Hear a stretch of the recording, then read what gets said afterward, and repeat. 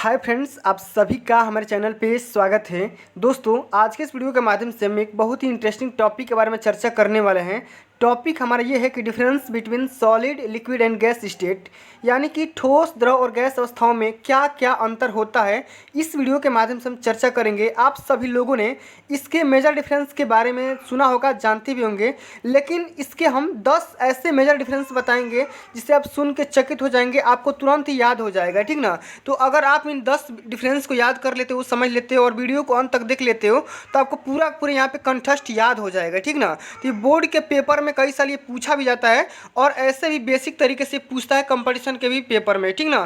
तो आइए बारी बारी समझते हैं कि ठोस क्या होते हैं, द्रव क्या होते हैं और गैस क्या होते हैं, और तीनों को आपस में क्या क्या रिलेशन होता है, किस तरीके से इनके आपस में डिफरेंसेज होते हैं। तो आइए सबसे पहले हम यहाँ पे क्रम संख्या 1 को देखेंगे, ठीक ना। यहाँ पे देखो गुण लिखा गया है, यहाँ पे ठोस, द्रव और गैस, ठीक ना। जो भी यहाँ पे ठोस लिखा है, ठोस के बारे में, द्रव लिखा गया है, द्रव के बारे में, और यहाँ पे गैस के लाइन में गैस के माध्यम में यहाँ पे सब कुछ बताया गया है, ठीक ना। आइए समझते हैं कि आकार के माध्यम से समझते हैं कि ठोस का आकार कैसा होता है, द्रव का आकार कैसा होता है। उसी प्रकार गैस का आकार ठोस और द्रव की तुलना में किस तरीके से डिफरेंसेस यहाँ पे क्रिएट करता है, उसको हम बारी बारी से समझने की कोशिश करते हैं, ठीक ना। यहाँ पे देखो, जो ठोस का आकार होता है निश्चित होता है, यानी कि ठोस का जो भी स्टेट होता है, साइज होता है, ठीक ना, बहुत ही फिक्स होता है। जैसे मान लो यहाँ पे एक ईंट है, तो ईंट का यहाँ पे जो आकार होगा बहुत ही सिंपल साइज का होगा और फिक्स होगा, ठीक ना। लेकिन वैसे ही हम बात करेंगे किसी भी लिक्विड का, द्रव का, तो इसका आकार अनिश्चित होता है, इसका कोई शेप साइज नहीं होता है। इसमें जिस बर्तन में ये जो जाता है, द्रव लिक्विड जो जाता है,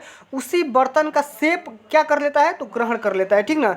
इसी प्रकार जो भी हमारा गैस होता है, गैस का न तो आकार होता है, न ही इसका आयतन निश्चित होता है, और ये जिस पात्र में, जिस बर्तन में रखा जाता है, उसी आयतन और आकार का ये ग्रहण, शेप साइज ग्रहण कर लेता है, ठीक ना। तो इस तरीके से हमने आकार को डिस्कस कर लिया, और इसी तरीके से हम एक और भी मतलब कि आयतन के दृष्टिकोण से देखेंगे कि द्रव का, ठोस का और गैस का आयतन किस तरीके से डिपेंड करता है, किस तरीके से आपस में इनका भी अंतर है, इसको भी समझते हैं।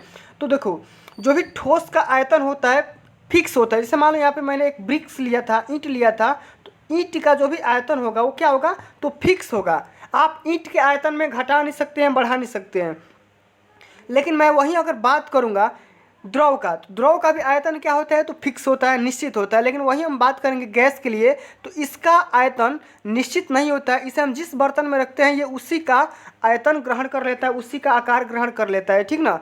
अब देखो अगला जो डिफरेंस है, मेजर डिफरेंस, रिक्त स्थान, यानी कि जो भी मॉलिक्यूल्स हैं, पार्टिकल्स हैं, परमाणु हैं, अणु है, उसके संबंध में देखते हैं कि ठोस, द्रव और गैसों में क्या अंतर होता है। तो ठोस में जो होते हैं, ठोस के जो भी अणु होते हैं आपस में बहुत कम डिस्टेंस पे बंधे होते हैं। जैसे मान लो यहाँ पे अगर मैंने ईंट का एग्जांपल लिया था, या पत्थर का, या मिट्टी का, कोई भी आप यहाँ पे एग्जांपल ले सकते हो। आप सभी लोगों ने देखा होगा कि जो भी ईंट के जो भी पार्टिकल्स होते हैं आपस में बहुत ही मजबूती के साथ इंट्रामॉलिक्यूलर जो फोर्स होता है बहुत ज़्यादा इसमें लगा होता है, ठीक ना। इस तरीके से आप बोल सकते हैं कि इसमें जो भी अणुओं के बीच का जो रिक्त स्थान होता है बहुत ही कम होता है, ना के बराबर होता है, लेकिन कुछ ना कुछ डिस्टेंस होता है, माइक्रोन में यहाँ पे डिस्टेंस होता है, ठीक ना, गैप होता है। वहीं हम बात करेंगे द्रव का, तो ठोस की अपेक्षा इसके जो भी अणु होते हैं उसमें कुछ ना कुछ अधिक स्थान रहेगा, ठीक ना, थोड़ा सा गैप रहेगा।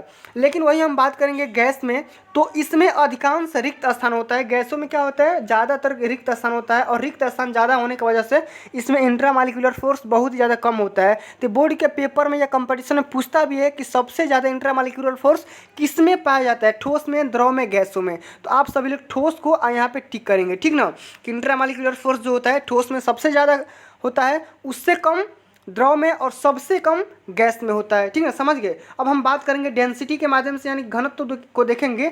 तो जो भी ठोस का घनत्व होता है सबसे ज़्यादा ठोस का घनत्व होता है। वही हम बात कर लेंगे तो द्रव का घनत्व सबसे उससे कम होगा, और गैस का घनत्व सबसे कम हो जाएगा, ठीक ना।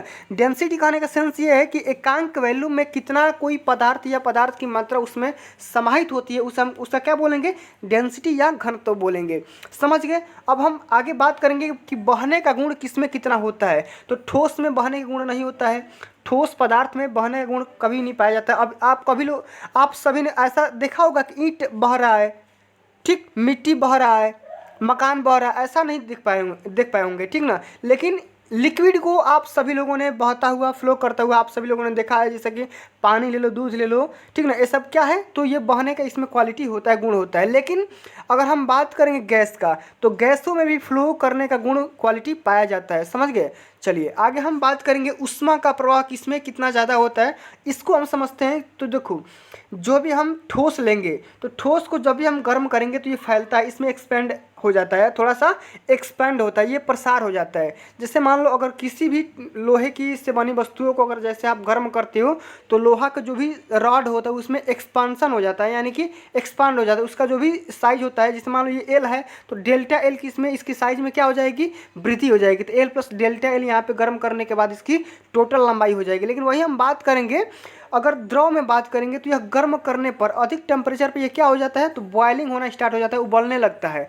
आप सभी लोगों ने देखा होगा कि जैसे ही पानी को हम गर्म करते हैं तो 100 डिग्री टेम्परेचर पे, ताप पे क्या होता है, तो बॉइलिंग करना स्टार्ट हो जाता है और धीरे धीरे ये क्या हो जाता है, बॉइलिंग करके सीधे वाष्प में चेंज हो जाता है, समझ गए। इसी तरीके से जो भी हमारा गैस है ये भी गर्म करने पे बहुत तेज़ी से फैल जाता है, ठीक ना। इसका भी हम एग्जांपल भी देखने वाले हैं, ठीक ना। अब आप आइए समझते हैं कि तल के माध्यम से क्या होता है।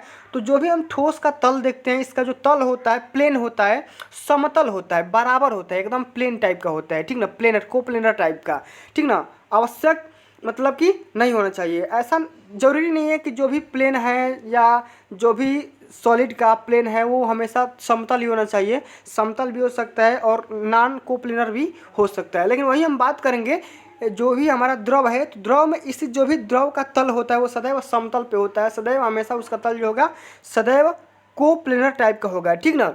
उसी तरीके से हम अगर गैस का समझेंगे तो इसका कोई भी तल नहीं होता, इसका कोई भी प्लेन नहीं होता है, ठीक ना।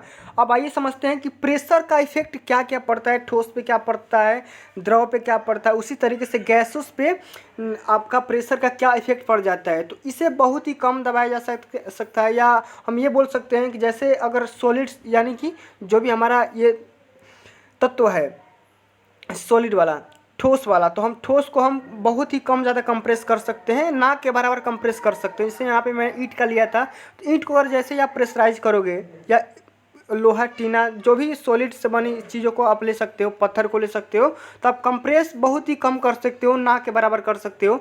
लेकिन वही हम बात करेंगे, अगर हम द्रव की बात करेंगे तो इस ठोस से अधिक हम दबा सकते हैं। पानी को थोड़ा सा प्रेशराइज कर सकते हैं, लेकिन ईंट को हम प्रेशराइज नहीं कर पाएंगे। उसी तरीके से गैसों को बहुत अधिक हम प्रेस कर सकते हैं, कंप्रेस कर सकते हैं, समझ गए। अब आइए सबसे इम्पोर्टेंट टॉपिक को हम समझते हैं कि ठोस द्रव गैस का गलनांक और क्वथनांक पे क्या क्या प्रभाव पड़ता है, इसमें कौन कौन सा डिफरेंस होता है उसको समझते हैं। तो जो भी ठोस होता है उसका एक फिक्स गलनांक होता है, फिक्स मतलब मेल्टिंग पॉइंट होता है। कहने का सेंस यहाँ पे, जैसे मान लो यहाँ पे कि कोई भी लोहे से बनी कोई सीट है या कोई भी रॉड है, तो हम एक फिक्स टेम्परेचर पे इसे हम गला सकते हैं। जैसे मान लो अगर इसको हम 2500 डिग्री सेंटीग्रेड टेम्परेचर पे अगर हम गर्म करेंगे तो लोहा जो होगा प्लास्टिक का फॉर्म, डिफॉर्मेशन फॉर्म में मतलब कि कन्वर्ट हो जाएगा। इसी तरीके से हम अगर बात करेंगे पानी का या कोई भी मतलब कि द्रव चीज़ का, तो इसका निश्चित क्वथनांक होता है। क्वथनांक कहने का सेंस ये है कि एक फिक्स पॉइंट पे ये पानी से क्या हो जाएगा, बर्फ़ बन जाएगा या बर्फ़ से पानी में जम जाएगा। उसी तरीके से हम समझते हैं कि अगर किसी भी द्रव का, ठीक ना, तो द्रव अगर हम लेंगे या गैस लेंगे तो इसका भी कोई क्रांतिक टेम्परेचर होता है। क्रांतिक टेम्परेचर कहने का सेंस ये है कि गैस अगर हम ज़्यादा उसको प्रेशराइज कर देंगे तो गैस भी आपस में क्या हो जाएंगी, मतलब कि मिलना घुलना स्टार्ट कर देंगी। इसी तरीके से हम यहाँ पे समझते हैं कि अब ठोस का बेसिक एग्जांपल क्या होगा, द्रव का क्या होगा, गैस का क्या हो जाएगा। तो देखो ठोस का हम अगर एग्जांपल के बारे में बात करेंगे, जिससे मान लो हमारा बर्फ़ हो जाएगा, मोम हो जाएगा, गंधक हो जाएगा, लोहा, सोना, टीना, चांदी, जो भी हमारा ये है ये सॉलिड में आ जाएगा। उसी तरीके से हम अगर हम लिक्विड का बात करेंगे तो लिक्विड में हमारा जल, दूध, तेल, शहद, पारा, ये सब क्या आ जाएंगे, तो हमारा लिक्विड में आ जाएंगे। लेकिन गैस के बारे में हम बात करेंगे तो गैस में एयर आ जाएगा, ऑक्सीजन, हाइड्रोजन, नाइट्रोजन या अन्य भी तरह के गैसेज या अक्रिय गैसेज जो भी हमारी होती है वो गैस उसके अंतर्गत आती है। तो फ्रेंड्स आज के लिए बस इतना ही। ये कुछ थे मेजर डिफरेंस जो कि हर एक बोर्ड के पेपर में या मतलब कि कंपटीशन के पॉइंट ऑफ व्यू से क्वेश्चन पूछे जा सकते हैं कि मतलब, या कोई भी ऐसे सामान्य तौर पे भी आप लोगों से कोई भी पूछ सकता है कि चलो थोड़ा सा यह बता दो कि ठोस द्रव गैस में क्या क्या अंतर होता है। तो ये कुछ यहाँ पे मेजर डिफरेंसेस थे जिन्हें आप सभी को थोड़ा सा जानना बहुत ज़रूरी था, इसलिए मैं ये वीडियो बना दिया। तो फ्रेंड्स, आज के लिए बस इतना ही, मिलते हैं अगली वीडियो में। ये वीडियो आप सभी को अच्छी लगी होगी, हेल्पफुल लगी होगी तो वीडियो को लाइक करना और ज़्यादा से ज़्यादा इस वीडियो को शेयर कर देना, अपने दोस्तों में भी शेयर कर देना। और चैनल को अभी तक सब्सक्राइब नहीं किया हो तो सब्सक्राइब करके साथ में सारा बेल आइकन प्रेस जरूर कर लेना।